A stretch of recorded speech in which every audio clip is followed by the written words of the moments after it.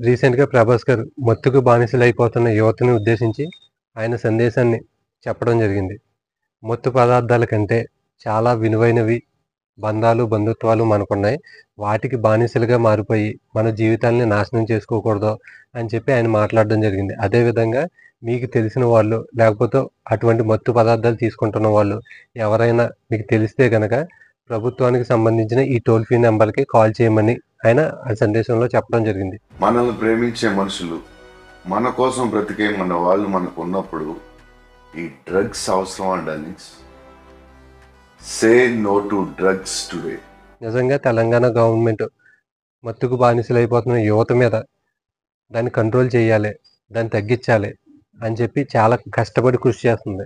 ఈ విషయంలో మాత్రం తెలంగాణ గవర్నమెంట్‌ని అదేవిధంగా ఈ విషయం మీద స్పందించి మాట్లాడినందుకు 'ప్రభాస్' గారికి ధన్యవాదాలు చెప్పుకోవాలి. ఎందుకంటే గతంలో రేవంత్ రెడ్డి గారు సినిమా టికెట్లు ఏమన్నా పెంపు కోసం నా దగ్గరకొస్తే గనక మీరు ఖచ్చితంగా డ్రగ్స్ మీద ఒక వీడియో చేసి సోషల్ మెసేజ్ ఇస్తేనే గాని సెలబ్రిటీలుగా ఆ వెసులుబాట్లు కల్పించను అని చెప్పి ఆయన మాట్లాడడం జరిగింది.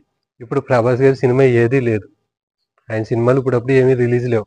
అయినా గాని బయటకొచ్చి యువత డ్రగ్స్‌కి బానిస అవ్వకోకుండా ఉండాలని చెప్పి ఆయన సందేశాన్ని ఆయన వ్యక్తపరచడం జరిగింది. ఇది సమాజంలో ఆయనకున్నటువంటి బాధ్యతగా ఆయన తీసుకొని మాట్లాడడం జరిగింది. అందుకని ఆయన ఖచ్చితంగా మెచ్చుకుని తీరాలి.